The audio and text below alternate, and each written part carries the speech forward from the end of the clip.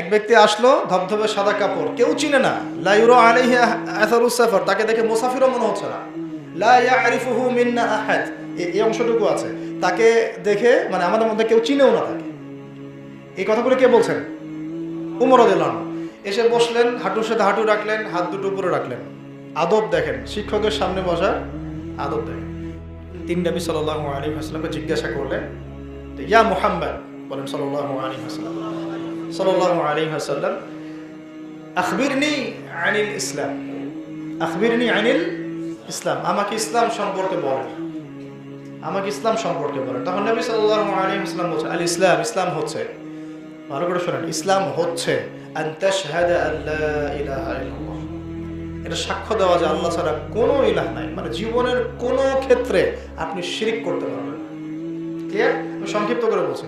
এবং তুমি এটাও সাক্ষ্য দিবে যে আল্লাহ ছাড়া কোনো ইলাহ নাই এবং মুহাম্মদ সাল্লাল্লাহু আলাইহি ওয়াসাল্লাম আল্লাহর বান্দা এবং রাসূল। এটা হলো এক নাম্বার। ওয়া আন তুকিমাস সালাহ, যুবকরা ভালো করে শোনেন, কালিমা সাক্ষ্য দিবেন, আকীদার মধ্যে কোনো শিরক থাকবে না। মুহাম্মদ সাল্লাল্লাহু আলাইহি ওয়াসাল্লাম শেষ নবী সাক্ষ্য দিয়েছেন, তার মানে আপনার জীবন সুন্নতের বাইরে চলতে পারবে না। বুঝতে পারলেন? প্রথম মাইল ফলকটা কি? আগে সাক্ষ্য দিব আল্লাহ ছাড়া কোনো ইলাহ নাই, মানে আমাদের কথায় কাজে আকীদা আমলে কোনো শিরক নাই। ঠিক আছে? দুই, মুহাম্মদ সাল্লাল্লাহু আলাইহি ওয়াসাল্লাম আল্লাহর বান্দা রাসূল সাক্ষ্য দিয়েছেন, মানে আপনি অন্য কাউকে ফলো করতে পারবেন না। হ্যাঁ, যার কথা এবং যার কাজ আল্লাহর নবীর সাথে মিলবে তাকে ফলো করতে পারবেন। কথা বুঝতে পারছেন? আচ্ছা, এবার আসেন দুই নাম্বার, ইয়াংদেরকে এটাই বলতে যাচ্ছিলাম যে ওয়ান তুকিমাস সালাহ, ইসলামের সেকেন্ড ধাপটাই হচ্ছে তোমাকে 5 ওয়াক্ত নামাজ পড়তে হবে। আজকে এসেছেন, যদি নামাজ না পড়েন লেকচার দিয়ে কোনো লাভ নাই। এখানে এই সময়গুলো যে চলে গেল, এটা উল্টা আপনার হুজ্জাত হয়ে থাকবে আপনার বিপক্ষে। এসেছিলেন, শুনেছেন, আমল করেন নাই, নামাজ পড়বো তো ইনশাআল্লাহ। ওয়ান তুকিমাস সালাহ ওয়া আন তুতিয়াস যাকাত, কি দিবে 3 নম্বর? যাকাত। আমরা যাদের যাকাত ফরজ হয় না আমরা সাদাকা করব, আর যাকাত যাদের ফরজ হয়েছে যদি না দেয়, এটা হচ্ছে মান ফাররাকা বাইনা সালাতি ওয়া যাকাত ফাকাদ কাফার। কেউ সালাত এবং যাকাতের মধ্যে পার্থক্য করলে সেটা কুফরি করল। যাকাত অস্বীকারীদের বিরুদ্ধে আবু বকর সিদ্দিক রাদিয়াল্লাহু আনহু যুদ্ধ ঘোষণা করেছেন।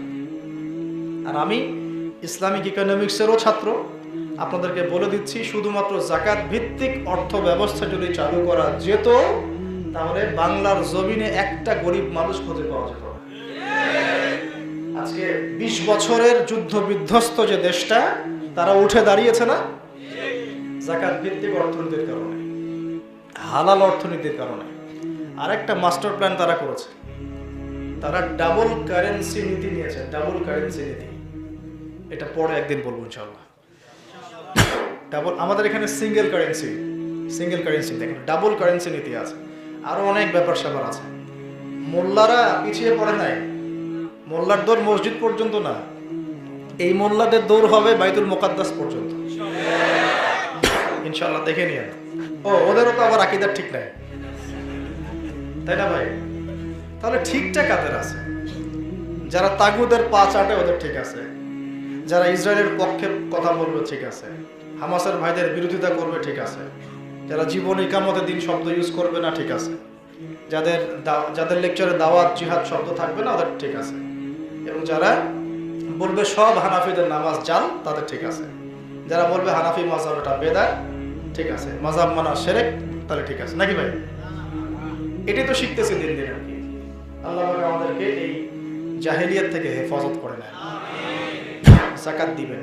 4 নাম্বার, নবী সাল্লাল্লাহু আলাইহি ওয়াসাল্লাম বলছেন যে ওয়ান তুতিয়া যাকাত ওয়ান তাসুম রমাদান, রমজান মাসে সম রাখো। দোয়া করি একটু আল্লাহ পাক আমাদের সবাইকে আগামী রমজানে সুস্থতার সাথে সম রাখার তৌফিক দান করুন। বেশি দিন নাই, 2 মাস হয়তো বাকি আছে, 2-2.5 মাস। রমজান আসার আগে প্রিপারেশন নিতে হয়, আল্লাহ পাক তৌফিক দান করেন। 5 নাম্বার হচ্ছে 66 দিন। আচ্ছা, 5 নাম্বার হচ্ছে ওয়ান তাহুজ্জাল বাইতা ইন ইসতাতা'তা ইলাইহি সাবিলা, যদি তোমার সক্ষমতা থাকে তাহলে বাইতুল্লাহ গিয়ে হজ করবে। ওই যে বললাম, আল্লাহ আমাদের সবাইকে যেন তৌফিক দেন, আমরা যেন আমাদের সবার ফরজ হজগুলো করতে পারি। ইসলামের সংজ্ঞা শিখেছি ভাই, এই ইসলামের 5টা পিলার যার ঠিক আছে তার আকীদা ঠিক আছে। কথা ক্লিয়ার? এই ইসলামের 5টা পিলার যার ঠিক আছে, তার দিন, আকীদা, মানহাজ সব ঠিক আছে, কোনো সমস্যা নেই। এরপরে এবার এই প্রশ্নকর্তা বলছে সাদাক্ত। কি বলছে শব্দটা? সাদাক্ত, আপনি সত্য বলেছেন। ওমর রাদিয়াল্লাহু আনহু এখন বলছেন ফাআজিবনা লাহু ইয়াসআলুহু ওয়া ইউসাদ্দিকুহু। আমরা সবাই সাহাবীরা তাকে দেখে অবাক হয়ে গেলাম। আজিবনা লাহু, আরে আশ্চর্য ব্যাপার, সে নিজেই প্রশ্ন করতেছে আবার নিজেই বলতেছে যে ঠিক আছে। বুঝতে পারেনি কথা? নিজেই প্রশ্ন করলো জানার জন্য, আবার নিজেই বলছে আপনি সত্য বলছেন। তাহলে সে আগে থেকে উত্তর জানে, সে আগে থেকে উত্তর জানে, কেউ তো চিনে না তাকে, সে কে। এখন আবার সে প্রশ্ন করছে, ইয়া মুহাম্মদ বলেন সাল্লাল্লাহু আলাইহি ওয়াসাল্লাম, আখবিরনি আনিল ঈমান, আমাকে ঈমান সম্পর্কে বলেন। কি সম্পর্কে? নবীজি এবার বলছেন আল ঈমান, ঈমান হচ্ছে, ভাই মুখস্থ করে নেন, ঈমান হচ্ছে আন তুমিনা বিল্লাহ, তুমি এক আল্লাহর প্রতি বিশ্বাস করবা, ঠিক আছে?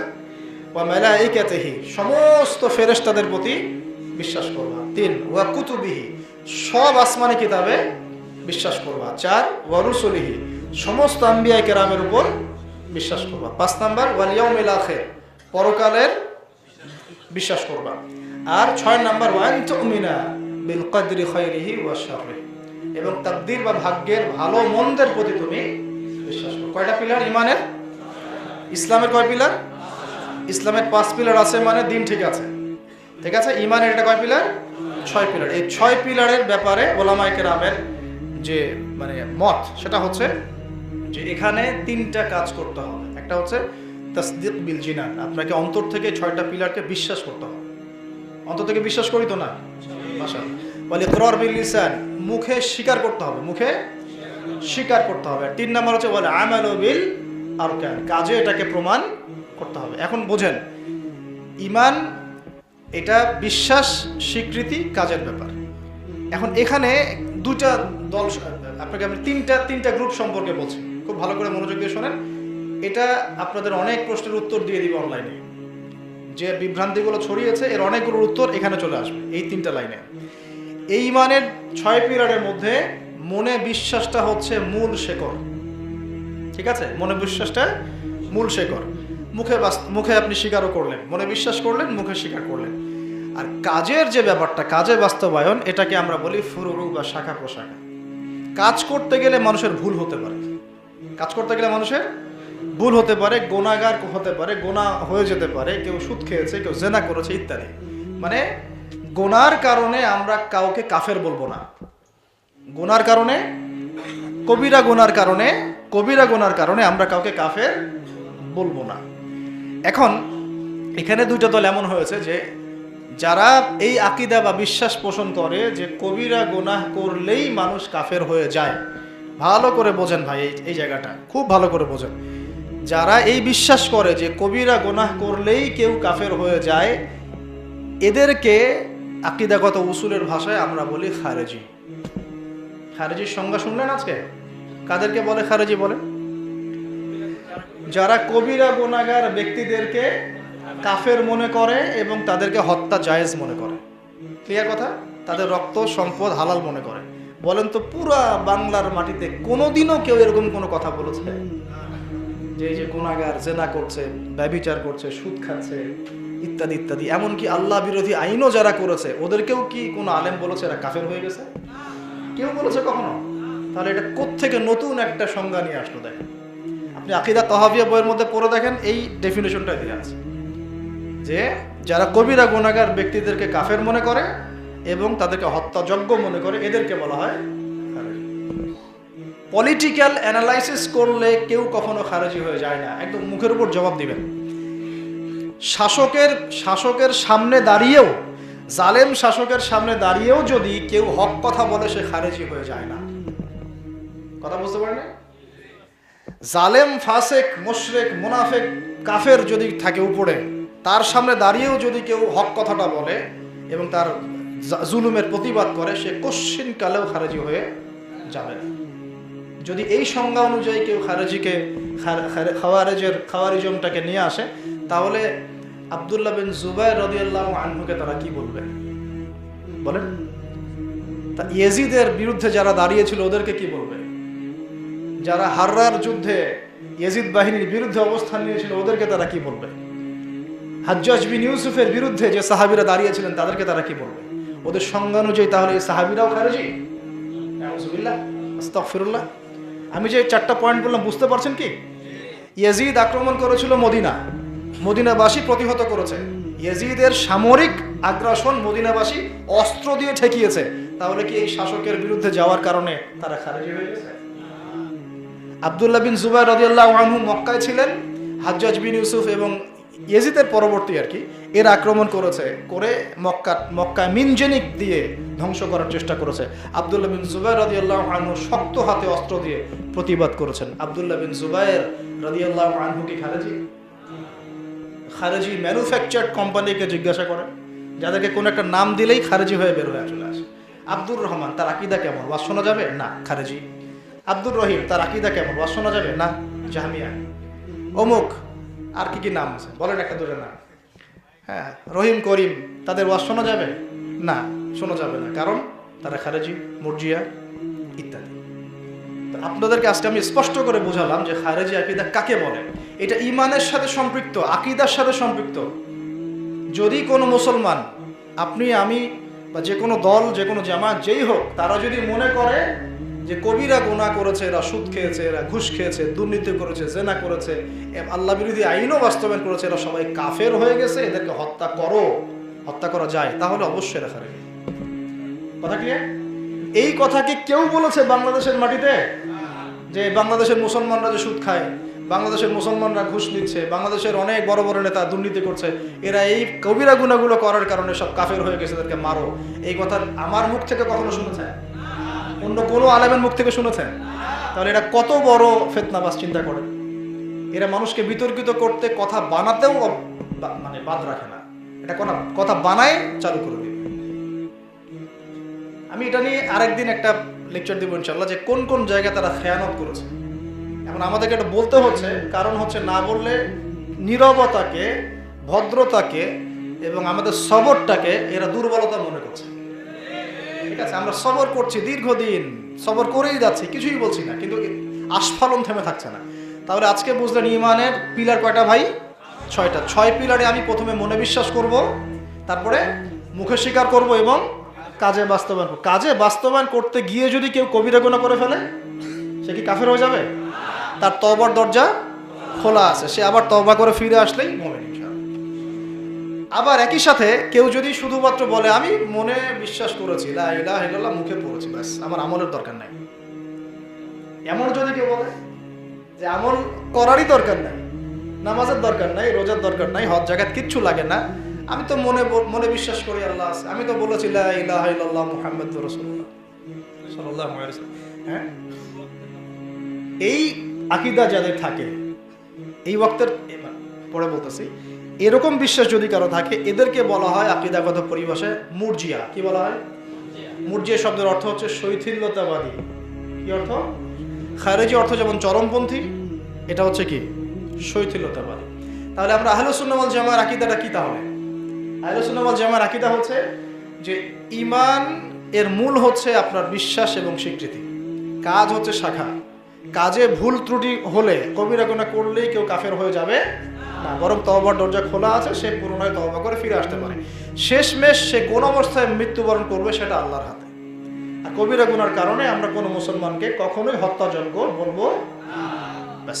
কিন্তু পলিটিক্যাল সমালোচনার সাথে খাওয়ারিজমের কোনো সম্পর্ক থাকলো? তাহলে তো আব্দুল্লাহ বিন জুবাইর, তারপরে বড় বড় সাহাবী যারা ইয়াজিদ বাহিনীর এগেইনস্টে লড়েছে, তাদেরকেও তো এরা খারেজি বলে দিবে। সুবহানাল্লাহ। আমি আশ্চর্য হই একটা জিনিস, মানে গাজায় ইহুদি বাহিনীর আক্রমণের বিরুদ্ধে যারা ছোট ছোট রকেট লঞ্চার দিয়ে প্রতিহত করছে, এরা ওদের কাছে হয় বাজে আকীদার এবং খারেজি এবং জঙ্গি ইত্যাদি। কিন্তু ইয়েমেনের শিশুদেরকে যারা বোম্বিং করে 3-4 বছর ধরে হত্যা করলো, এরা ওদের কাছে কিছুই না। বুঝতে পারেন এই কথা? ইয়েমেনে বোমা হামলা চালানো হয় না হুতি বিদ্রোহী দমনের নামে? কত বছর? বছরের পর বছর। শুধুমাত্র পড়েন, অনলাইন সার্চ করেন, এই ঘটনার কারণে প্রায় লক্ষ লক্ষ শিশু না খেয়ে মারা গেছে। এটা কোন দিক থেকে জায়েজ হলো? যদি ওদের প্রতিবাদ জায়েজ না হয়, এটা কোন দিক থেকে জায়েজ হচ্ছে? শেষ করে দিই। এবার আসেন, কি আপনাদের কষ্ট হচ্ছে?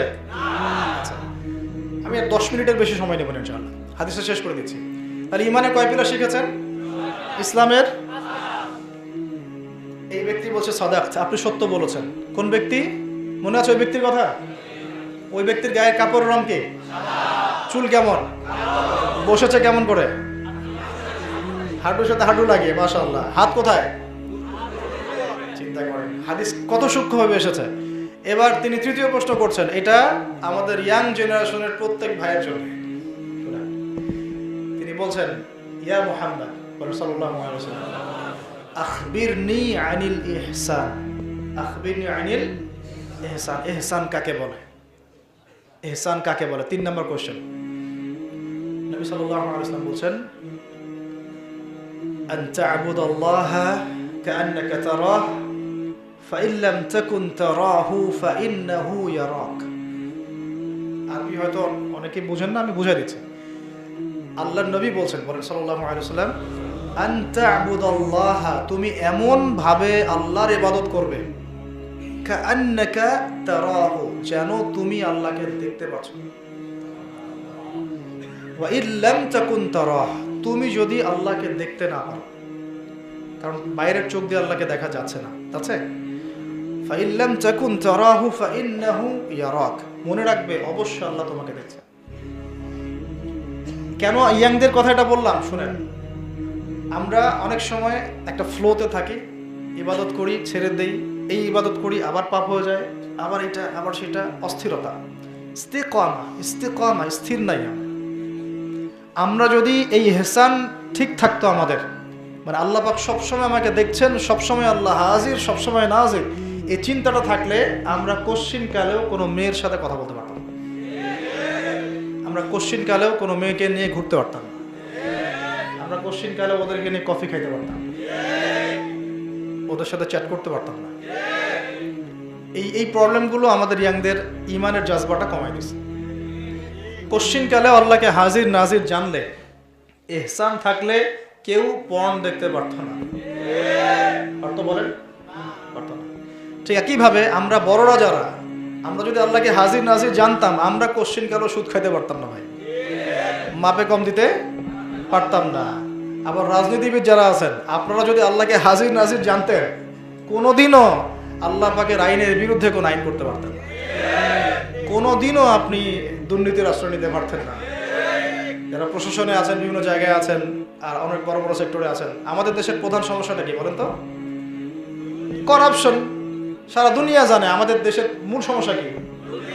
আমাদের দেশের মূল সমস্যা দারিদ্রতা নয়, আমাদের দেশের মূল সমস্যা কৃষি জমির অভাব নয়, জিডিপি কমে যাওয়া নয়, আমাদের জনসংখ্যা কম নাই, আমাদের তরুণ প্রজন্মের প্রতিভা কম নাই, শিক্ষক কম নাই, মসজিদ কম নাই, মাদ্রাসা কম নাই, সবই আছে আমাদের মাশাআল্লাহ। এমন একটা এনভায়রনমেন্ট আল্লাহ পাক আমাদেরকে দিয়েছেন, এটা সত্যিই সোনার বাংলা। বলবে দলিল কোথায়? কথা বলাই মুশকিল ভাই। হ্যাঁ, আপনারা একটু পড়াশোনা করে এই জায়গাগুলো এসে বসেন, আমরা বলতে বলতে ক্লান্ত হয়ে যাচ্ছি। ঠিক আছে, সত্যিকার অর্থেই কি রূপক অর্থে এটা সোনার বাংলা না? দেখেন, এখানে আপনি সবকিছু ফসল ফলাতে পারবেন। কৃষি, আপনার এখানে গ্যাস আছে, গ্যাস আছে মানে নিচে তেল থাকবে, আর তেল যখন বেরোবে সবার আগে আসবে আমেরিকা, এখানে ও ব্রিটেন, আমেরিকা, পশ্চিমার দৌড় দিয়ে আসবে, চলো ওখানে। যদি তখনকার গভর্নমেন্ট বলে না দিব না তেল, দেখবেন ওই গভর্নমেন্টকে সরাই দিবে ওরা। ওরা হচ্ছে এই বিশ্বের দাজ্জাল। এই দাজ্জাল মানে আবার সেই কানা দাজ্জাল না। এই দাজ্জাল বললাম কোন অর্থে? দাজ্জাল শব্দের অর্থ প্রতারক। দাজ্জাল মানে কি? প্রতারক। এরা হচ্ছে পুরো বিশ্বের প্রতারক সভ্যতা। এই পুরো বিশ্বটাকে এরা যে কি করে ফেলছে এই জায়নিস্টরা, মানে এদেরকে ঘৃণা করাটা ইমানের দাবি। আমি বলছি না যে ওই কমিউনিটির মধ্যে কোনো ভালো মানুষ নাই, এটা না। ওভারঅল এদের যে জায়নিস্টদের যে চরিত্র এবং কার্যকলাপ, এগুলোকে ঘৃণা করাটা ইমানের দাবি হয়ে গেছে। আল বারা ওয়াল ওয়ালা, আল্লাহর জন্য ভালোবাসা, আল্লাহর জন্য ঘৃণা করা। এখন আসেন তো, যেটা বলছিলাম যে আমরা যদি বুঝতাম যে আল্লাহ হাজির নাজির, তাহলে আমরা আল্লাহ বিরোধী আইন করতে পারতাম না, দুর্নীতি করতে পারতাম না, করাপশনে যেতে পারতাম না। বাংলাদেশের প্রতিটা সেকশনেই করাপশন আছে। যেমন ধরেন, আমি এক্সাম্পল দিচ্ছি, ধরেন আমি এই মেম্বারে বসে আছি, আমি এই মিম্বরের হক আদায় করলাম না, তাহলে আমি এই মিম্বরের দুর্নীতিবাজ। আমি এখানে ইমামতি করি, ইমামতির হক আমি আদায় করলাম না, আমি এখানে আমি দুর্নীতিবাজ।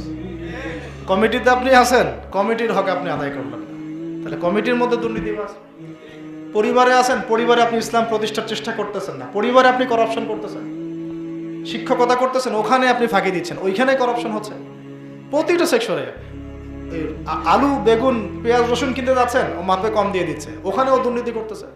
কেউ মজুত করে রাখলো, ও আবার এর চেয়ে বড় দুর্নীতিবাজ। ওর কাছ থেকে আবার কেউ এসে টাকা খাচ্ছে, ও আর একটা দুর্নীতিবাজ। স্তর ও বিন্যাস করতেছে। আল্লাহ পাক আমাদের সবাইকে ইহসান অর্জন করার তৌফিক দান করেন। ইহসানের সংজ্ঞা বলেন, কি বললাম? আন তা'বুদাল্লাহা কাআন্নাকা তারাহু ফাইন লাম তাকুন তারাহু ফাইন্নাহু ইয়ারাক। এমন ভাবে আল্লাহর ইবাদত করো যেন তুমি আল্লাহকে দেখছো। বাস এই কনসেপ্ট থাকলে আমরা পাপ করতে পারবো ভাই। তারপরেও যদি পাপ হয়ে যায়, ওযু 2 রাকাত নামাজ, ওযু 2 রাকাত নামাজ। বাস 4 নাম্বার লাস্ট কোশ্চেন। নবী সাল্লাল্লাহু আলাইহি ওয়াসাল্লাম এটা উত্তর দিলেন, তিনি বলছেন সাদাত, সত্য বলেছেন আপনি। আবারও সবাই অবাক হয়ে তাকায় আছে, ব্যাপার কি, এই ব্যক্তি কে? 4 নম্বরে তিনি বলছেন যে মাতা সাআ, ওই যে কিয়ামতের আলোচনা করলে বলে যে ভবিষ্যৎ বক্তা এরা গণকই করতেছে এইটা ওইটা। হ্যাঁ, তো আল্লাহর নবী সাল্লাল্লাহু আলাইহি ওয়াসাল্লামের সামনে দাঁড়ায়, সামনে বসে তার জীবনের শেষ দিকে মৌলিকভাবে 4টা প্রশ্নের মাধ্যমে ইসলামকে জানানো হয়েছে। সেই 4টা প্রশ্নের একটা হচ্ছে কিয়ামত কবে হবে। তাহলে 25%, 4টা প্রশ্নকে যদি 100% ক্যালকুলেট করি তাহলে 25% হচ্ছে এটা, মাতা সা, কিয়ামত কবে হবে। তিনি তো অন্য প্রশ্ন করতে পারতেন, মানুষ কিভাবে জান্নাতে যাবে, কিভাবে জাহান্নাম থেকে বাঁচবে, করেন নাই। কি করেছেন? মাতা সা, কিয়ামত কবে হবে। নবীজি এবার বলছেন যে মাল মাসউলু আনহা বিআ'লামা মিনাস সাইল, এই ব্যাপারে যাকে জিজ্ঞাসা করা হয়েছে সে এবং যে জিজ্ঞাসা করেছে, মানে কেউ জানে না, কেউ কারো চেয়ে বেশি জানে না, কারণ এটা আল্লাহ পাকই জানেন এক্স্যাক্টলি কোন সালে কোন সময় কোন দিনে কিয়ামত হবে। 4 নাম্বার প্রশ্ন শেষ। উনি এখনো থামলেন না, প্রশ্নকর্তা এখনো থামলেন না। তিনি বললেন ফাখবিরনি আন আমারাতিহা, তাহলে আমাকে কিছু আলামত বলে দেন কিয়ামতের।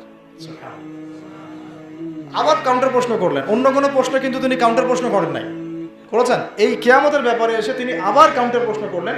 ঠিক আছে, আপনি তো জানেন না এক্স্যাক্টলি কবে কিয়ামত হবে, কেউ জানে না, তাহলে কয়েকটা সাইন বলেন।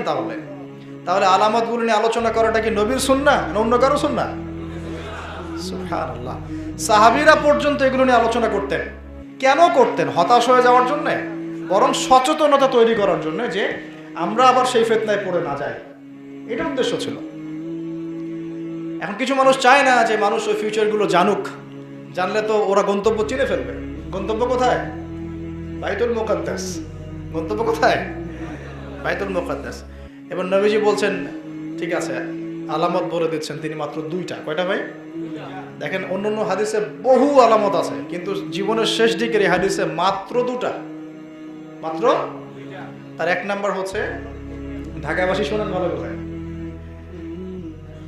তার 1 নাম্বারটা হচ্ছে আনতালিদাল আমাতু রাব্বাতুহা, দাসী তার মনিবকে জন্ম দিবে।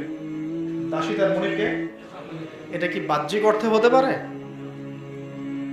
আল্লাহ ভালো জানে, আমরা জানি না। সিঙ্গাপুরে হচ্ছে। কেমন করে হচ্ছে? মানুষের ভ্রূণ ভাড়া নেওয়া হচ্ছে, ওখানে স্পার্ম ইনজেক্ট করা হচ্ছে, করে বাচ্চা খালাস করে ওকে টাকা বুঝিয়ে দেওয়া হচ্ছে। সন্তান মালিকের এই যে এখানে দাসী মেয়ে।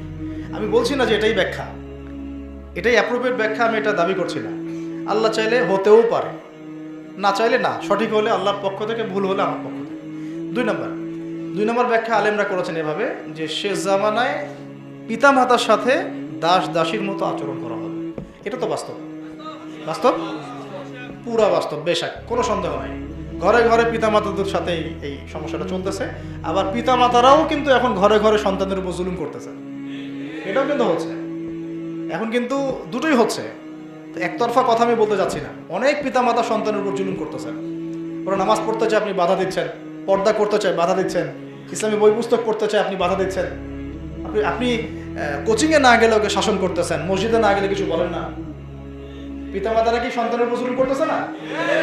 অনেক ক্ষেত্রে করতেছে, কিন্তু পিতামাতা জুলুম করলেও আমরা সবসময় পড়বো আল্লাহুম্মা রাব্বির হামহুমা কামা রাব্বায়ানি সগীরা, হেদায়েতের জন্য দোয়া করব এবং তাদের সাথে নম্র আচরণ করব, কোনো অবস্থাতেই চিল্লাচিল্লি করবেন না, ঠিক আছে? আমার মাকে লাইনে আনছি ভাই, আমি কথা বুঝতে পারেন না, যার একটাই গোল, আমার ছেলে কি হবে, সচিব হবে, ঠিক আছে? আমার আব্বা মারা গেছেন আমার বয়স এখন 7 বছর। কত বছর? একা কোলে পিঠে করে তিনি আমাকে মানুষ করেছেন। আর কি পরিমাণ ডেডিকেশন যে আমার ছেলেকে আমি বড় করে এই পর্যায়ে নিয়ে যাব, কথা বুঝতে পারছেন? খেয়ে না খেয়ে আমার এখনো মনে আছে এগুলো কথা, আরেকদিন আলোচনা মজা করা হবে ইনশাআল্লাহ। আমাদের কোনো চুলা ছিল না, চুলা স্টভ আছে না, স্টভ, আগে স্টভের চুলাগুলো থাকতো, ওইটা আমার আম্মা ফু দিয়ে দিয়ে দিয়ে দিয়ে ধরাতো এবং সেখানে রান্না বান্না করতো। ওর এখনো মনে আছে। তো একটা মানুষের ডিটারমিনেশন কেমন যে আমি এরই আমার ছেলেকে ওই জায়গায় নিয়ে যাব, ঠিক আছে? আমি নিজে বারবার বুঝিয়ে কখনো তর্ক হয়ে যাইতো না, আমি এটা আমার দ্বারা হবে না, এটা আমার প্রতিভা না, আমাকে আব্বা যেখানে দিয়েছিলেন সেই মাদ্রাসায় আমাকে আবার ভর্তি করাও, ইত্যাদি ইত্যাদি করতে আলহামদুলিল্লাহ 2 দিকে পড়ার সৌভাগ্য হলো আলহামদুলিল্লাহ শেষ পর্যন্ত। তবে আমি এখনো তালেবে ইলম, আমি মোটেই এখনো কোনো স্কলার বা আলেম বা শাইখ হয়ে যাই নাই। আমি আপনাদেরকে বলছি, এইভাবে আমাকে নিয়ে আইওয়াস করবেন না বা কোনো প্রকার ফখরও করবেন না, আর আমাকে নিয়ে উচ্চ প্রশংসা আমাকে ভাসাবেন না। মিনিমাম আমার ধারণা আমাকে আরো মিনিমাম 4 থেকে 5 বছর আরো গভীর মোতাআলা করতে হবে, তারপরে আপনাদেরকে আমি আরো ভালো কিছু দিতে পারবো ইনশাআল্লাহ, ঠিক আছে? তো এই জন্যে আমরা কখনো এইভাবে ইলমের ফিকের ফখর করব না। তো আমি বলতে চাচ্ছিলাম যে আমার মায়ের মতো মানুষকে আমি লাইনে আনছি। এখন বিভিন্ন প্রোগ্রাম অনেক সময় এখানে ওখানে হয়, তো জাস্ট ফোনে কথা হয়, দেখা যায় যে ব্যস্ততার কারণে কখনো দেখাও হয় না, 1 মাস দেখাই হয়নি, বা আমার বাচ্চার সাথে আমার দেখা নাই 7 দিন 10 দিন, এমনও হয়েছে অনেকদিন 1 মাস দেখা নাই। তো জাস্ট ফোন করে যে প্রাউড অফ ইউ, খালি বলে মাশাআল্লাহ প্রাউড অফ ইউ, এতটুকু বলে। তো বললাম, এখন আমি বলি কি বিসিএসটা দিব আবার, ঠিক আছে?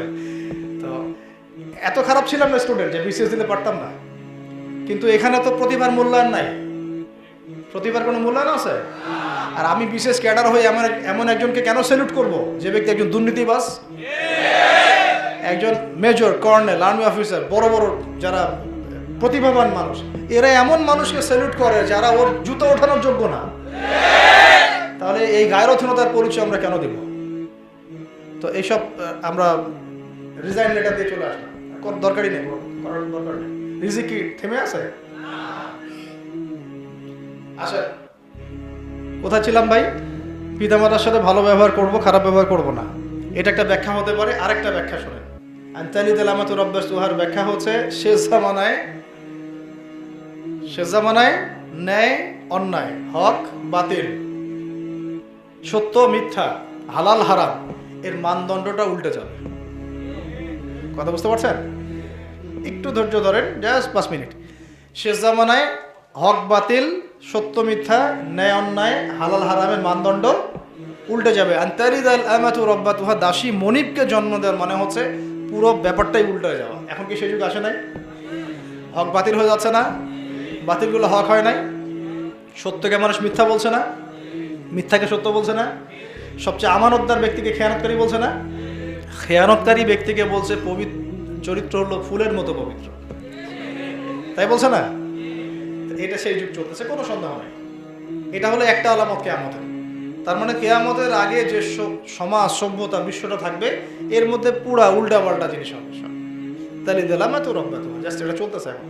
2, কেয়ামতের দ্বিতীয় আলামত নবীজি বলেছেন এই হাদিসে, আনতারাল, ঢাকাবাসী শুনেন, আনতারাল হুফাতাল উরাতাল আলাতা রিয়াশাই ইয়াতাতাওয়ালুনা ফিল বুনিয়ান। নবীজি বলছেন কিয়ামতের সাইন হচ্ছে খালি পায়ের, মানে পায়ে স্যান্ডেল পরার যোগ্যতা ছিল না, খালি গায়ের মানে গায়ে কাপড় পরার টাকা ছিল না, রিয়াশাই মানে ছাগল চড়ায় যারা, রাখাল টাইপের মানুষ, নগ্ন পদের মানুষ, নগ্ন দেহের মানুষ, এইরকম যারা মানুষ তারা ইয়াতাতাওয়ালুনা ফিল বুনিয়ান, উঁচু উঁচু বিল্ডিং নির্মাণের কম্পিটিশন করবে, প্রতিযোগিতা করবে। কিছু বুঝাইতে হবে, ব্যাখ্যা করতে হবে? আমি বলছি হাদিসে বলা হয়নি যে নির্মাণ করবে, বলা হচ্ছে ইয়াচা চাওয়ালুনা। আরবি সিগা যারা বুঝেন, ওলামায়ে কেরাম আছেন আপনাদের এখানে, তালেব ইলম অনেক আছেন, তারা জানেন এটা হচ্ছে একে অপরে কম্পিটিশন করা, যে তুমি মানে 10 করলে আমি 11, তোমার 11 তো আমার 12, তোমার 12 আমার 20। এটা শুধু মানে আমাদের ঢাকা শহর না, ঢাকা শহর, বাংলাদেশ, ভারত, পাকিস্তান, এই সেই সাবকন্টিনেন্ট, মধ্যপ্রাচ্য, পশ্চিমা কান্ট্রি, পুরো বিশ্বে এখন এটা ছড়াই গেছে। আজকে থেকে 200 বছর আগে আপনি ওই সভ্যতাটা পাবেন।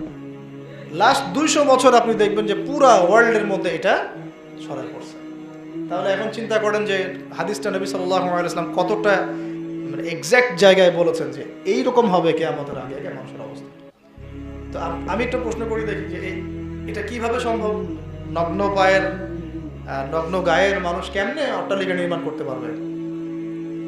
আমরা তো আজ পর্যন্ত 1% জমিও কিনতে পারলাম না। হ্যাঁ, কিভাবে সম্ভব বলেন? 2টা। হ্যাঁ, মাশাআল্লাহ, ভালো কথা বল। 2টা। একটা আমার ধারণা আরো হতে পারে, আরো ব্যাখ্যা আপনারা করতে পারেন। একটা হচ্ছে রিবা, সুদ। সুদের মধ্য দিয়ে আপনি এভাবে হাইলি কনস্ট্রাক্টেড বিল্ডিংস এর প্রতিযোগিতা করতে পারেন। আর 2 নাম্বার হচ্ছে অন্যের সম্পদ আত্মসাৎ, দুর্নীতি করে। এই 2টো কাজের মধ্য দিয়ে এটা সম্ভব। তার মানে শেষ জামানে এগুলো বাড়বে, তাই কি বাড়ে নাই? রিবা, সুদ বাড়ে নাই, দুর্নীতি বাড়ে নাই। এই 2টা আলামতের মধ্যে অনেক আলামত পড়ে যাবে। আল্লাহ পাক আমাদের সবাইকে এই হাদিসটা বোঝার তৌফিক দান করেন। তাহলে কিয়ামতের 2টো সাইন বলে এই ব্যক্তি এবার উঠে গেলেন। কোন ব্যক্তি? উঠে সোজা হাঁটা শুরু করলেন, চলে গেলেন। এবার ফালাবিসনা মালিয়ান, ওমর ইবনে খাত্তাব বলছেন যে আমরা সবাই চুপ করে বসে থাকলাম, একদম চুপ, কোনো শব্দ নাই।